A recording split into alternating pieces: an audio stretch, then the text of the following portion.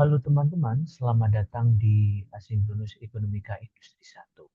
Pada kesempatan kali ini, saya Fajri, dosen di Departemen Ilmu Ekonomi dan Studi Pembangunan FEB UDIP, akan menyampaikan latihan 9.6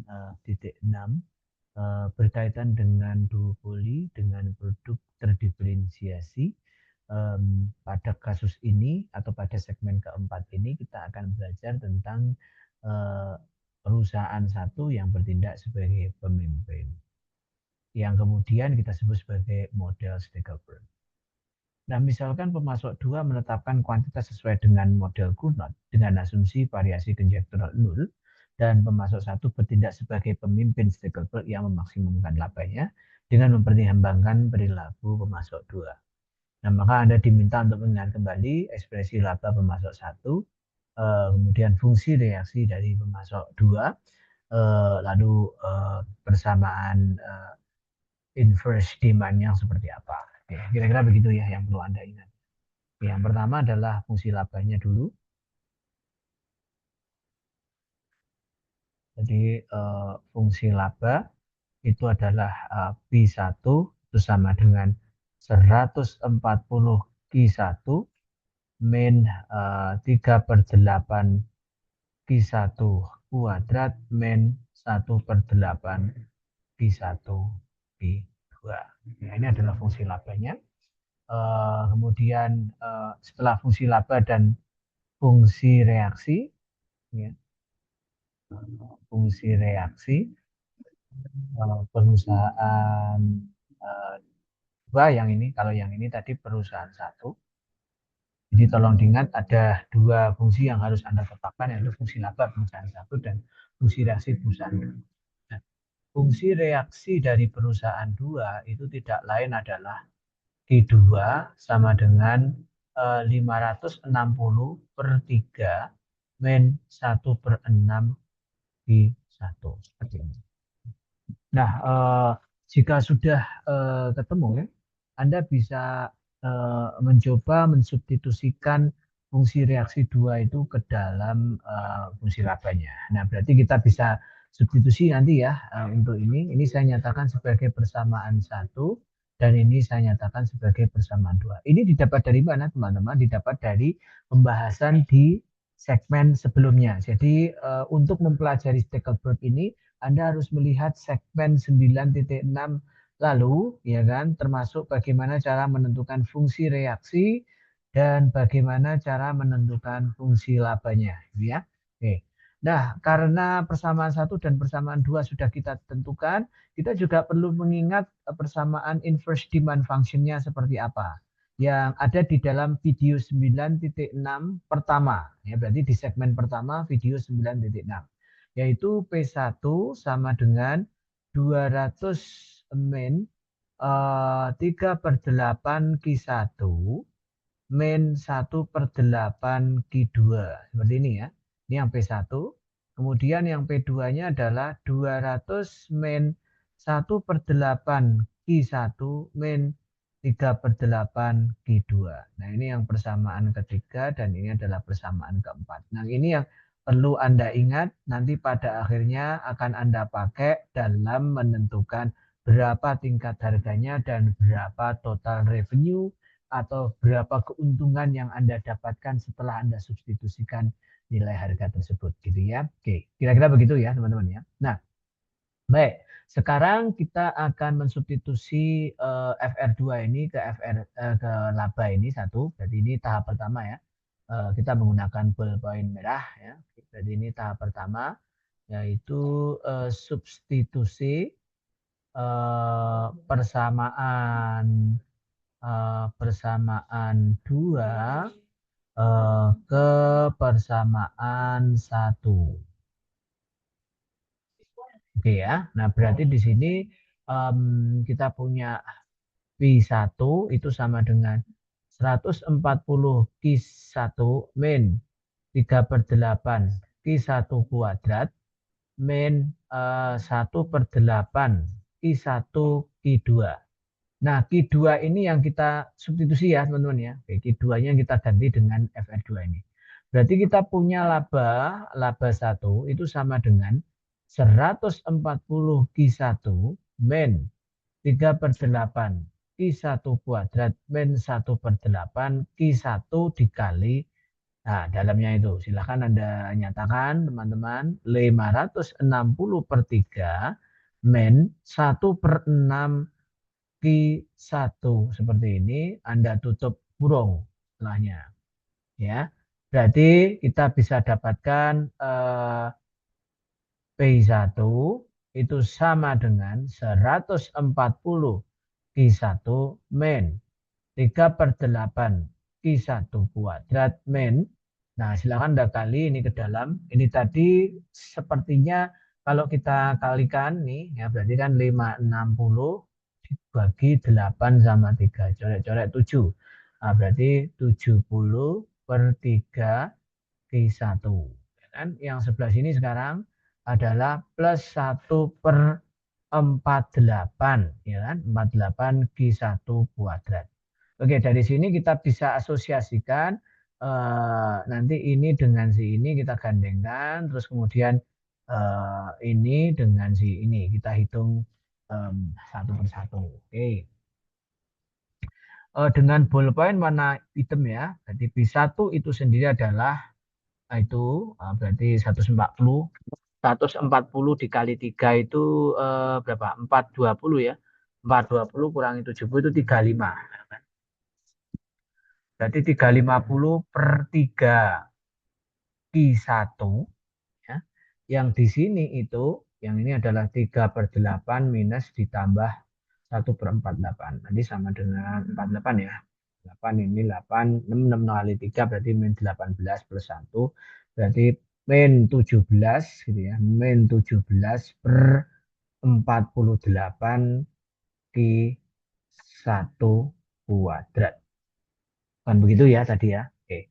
Jadi kita sudah punya fungsi laba dari perusahaan satu dalam bentuk Q1. Jadi untuk yang ini jawabannya udah ketemu ini. Jadi fungsi laba pemasok satu dalam Q1 saja setelah kita substitusi fungsi reaksi ketemu sekian. Ini adalah jawaban dari soal nomor 1 ini. Kira-kira begitu. Jadi ini jawabannya ke sini.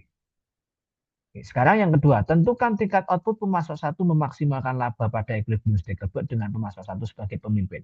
Oke, sekarang yang jawaban yang nomor 2 ini, berarti kan kita akan menurunkan ya. Berarti ini turunkan, gimana tadi? Turunkan perusahaan.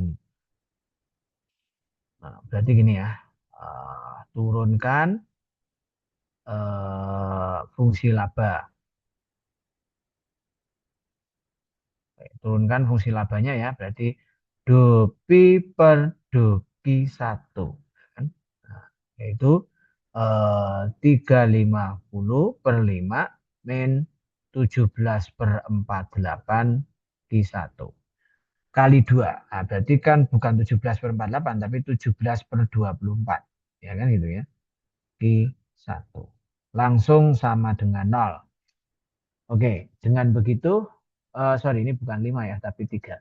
Dengan begitu adalah kita ketemu nilai ininya. Berarti 350/3 sama dengan 17/24 Q1. Coret-coret 8, berarti Q1-nya adalah 350 dikali 8/17. Ya. Nah, ini berarti Q1-nya akan ketemu berapa nih? Kita hitung pakai kalkulator ya, teman-teman ya. Oke. Nah, ini sepertinya saya tadi udah ngitung ya.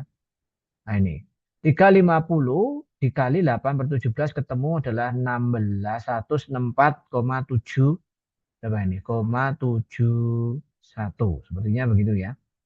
Oke. Saya delegasikan ke depan aja ini. Ditaksir ke depan yang ini. Nah, ini berarti 164,71. Oke ya, ketemu 164,71. Berarti barang yang dipasok ya kan, dipasok firm 1 adalah sebanyak berapa itu? 164,71 unit. Kira-kira begitu ya. Nah, sekarang berapa barang yang akan dipasok oleh perusahaan dua? Ini ya, berarti jawaban ini sudah ketemu ya. Oke, jadi jawabannya ini. Nah, oke, kemudian gunakan fungsi reaksi pemasok dua untuk menentukan tingkat output. Oke, nah kita kerjakan yang soal nomor ini. Berarti kan Q2 adalah 560 per 3 min 1/6 Q1. Tadi Q1-nya ketemu, berarti min 1/6 Q1-nya ketemu berapa tadi ya? 164,71 ini. Berarti Q2-nya adalah, kita hitung Q2-nya. Nah, ini Q2-nya. 56 per 3 dikurangi seperempat. Nah, kan gitu ya. Ketemulah tadi nilainya adalah sekian. 159, berapa ini? 159,22. Jadi ketemu 159,22. Ini adalah besarnya output yang dipasok oleh perusahaan dua. Ya, ini berarti jawabannya ini untuk yang nomor 3. Gampang ya ternyata ya, gampang sekali sebenarnya. Tinggal substitusi aja. Kemudian yang terakhir adalah tentukan harga dan laba kedua pemasok pada equilibrium Stackelberg kemudian. Oke, jadi karena ada dua persamaan permintaan inverse, maka kita akan mensubstitusi Q1 dan Q2 ke dalam permintaan masing-masing firm tersebut. Ya. Jadi untuk yang perusahaan pertama ini, berarti ini adalah perusahaan 1. Oke, berarti kita akan menggunakan P1 sama dengan 200 min 3/8 Q1 min 1/8 Q2. Maka P1-nya adalah 200 min 3/8 dikali 164,71 dikurangi 1/8 dikali dengan 159,22. Gitu ya. Ini untuk yang perusahaan 1. Nah, sekarang untuk yang perusahaan 2. Perusahaan 2. Ya, kita cek dulu tadi kuantitasnya. Jangan-jangan saya yang salah menulis kuantitas. Oh, enggak. Jadi betul ya. Oke. Sekarang persamaan 2. Nah, perusahaan 2 adalah P2 sama dengan 200 min 1/8 Q1 min 3/8 Q2. Nah, silakan disubstitusi, berarti P2-nya adalah 200 min 1/8 dikali 164,71 dikurangi dengan 3/8 dikali 159,22. Nah, oke, kita hitung ya, P1-nya berapa, P2-nya berapa. Di mana perusahaan 1 sebagai apa tadi? Leader. Ini berarti follower. Oke ya, mari kita hitung teman-teman bersama-sama. Jadi tadi caranya adalah 200 dikurangi dengan 3/8 dikali dengan yang atas itu, kan gitu tak? Nah, dikurangi dengan 1/8 dikali yang bawah sekarang. Nah, itu akan ketemu 118,33. Nah, ini berarti harga yang ditetapkan oleh perusahaan leader adalah 118,33. Ya. Nah, sekarang berapa harga yang ditetapkan oleh perusahaan follower pada saat dia hanya bisa memasok sebesar 159 tersebut? Nah, mari kita hitung dengan menggunakan bantuan angka-angka yang sudah kita hitung juga sebelumnya, berarti 200 min 1/8 dikali dengan yang atas ini, oke, dikurangi dengan 3/8 dikali dengan yang kedua, oke, berarti 119,7 ya, 119,71. Nah, ini berarti harga di perusahaan 2 ya. Oke. Nah, sekarang ini harga yang atas ini harga. Jadi yang kedua adalah laba. Kan? Labanya berapa? Sekarang labanya berarti perusahaan 1 itu P1 dikali Q1 dikurangi TC1. Berarti perusahaan 1 adalah PQ1-nya, P-nya tadi adalah 118,33 Q1 min TJQ-nya adalah 60 Q1. Dari mana ini? Dari video sebelumnya. Ingat ya. Nah, untuk perusahaan 2 berarti P2 sama dengan 119,71.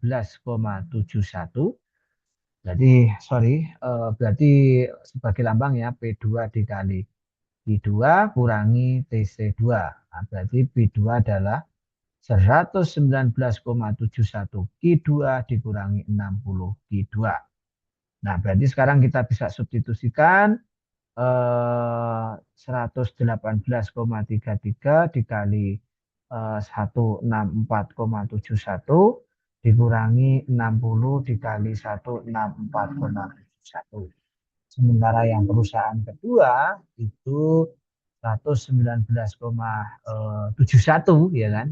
171 dikali dengan 159,22 dikurangi 60 kali 159,22. Oke, nah sekarang kita hitung dengan menggunakan Excel ya. Untuk yang pertama itu adalah langsung aja Anda hitung ininya aja ya. Ini kurang 60 kan bisa kan? Nah, ini kan angka dalamnya sama. Berarti langsung aja ini kurangi 60. Kemudian dikali dengan kuantitasnya. Ini adalah ini. Berarti 9607. Itu yang ini adalah labanya adalah sebesar 9607, koma berapa tadi kita hitung ya, 843. Seperti ini. Nah, sekarang yang perusahaan 2 itu berarti langsung aja ini kurang ini kali ini kan. Berikutnya begitu aja kan biar gampang ya. Oke, berarti perusahaan 2 itu adalah pakai ini juga ya. Berarti ini min 60 seperti ini. Berarti kan 59 ya marginnya ya. Dikali dengan sini. Ketemu 96,06. 95,06 sorry ya. 95,06,113. Nah, apa yang bisa kita simpulkan teman-teman? Pada saat perusahaan satu sebagai leader, maka barang yang dia pasok akan jauh lebih banyak karena dia memiliki pengalaman lebih awal dibandingkan dengan kompetitor lainnya. Sama halnya dengan bagaimana cara dia bisa menetapkan harga. Karena dia sebagai perusahaan yang berpengalaman tersebut, maka dia bisa dengan mudah menekan harga di bawah kompetitornya. Tapi yang perlu Anda bandingkan adalah karena dia sebagai first mover, maka laba yang dia dapatkan tentu lebih besar dibandingkan dengan perusahaan kompetitor. Jadi untuk soal nomor 4 itu jawabannya harga yang ditetapkan oleh perusahaan satu lebih rendah dibandingkan perusahaan 2, sementara laba yang didapatkan perusahaan satu lebih tinggi dibandingkan dengan perusahaan 2 akibat barang yang dipasok oleh perusahaan satu lebih banyak dibandingkan dengan perusahaan kedua. Jadi begitu ya. Jadi kalau bisa kita katakan di sini berarti P1 kurang dari P2 kemudian berimplikasi terhadap P1 lebih besar daripada P2 akibat dari gitu ya. Jadi di sini akibat dari Q1 lebih besar dari Q2. Nah ini ya. Ini kesimpulan daripada Stackelberg itu sendiri. Kira-kira itu teman-teman yang bisa saya sampaikan. Kita lanjutkan pada video berikutnya. Terima kasih.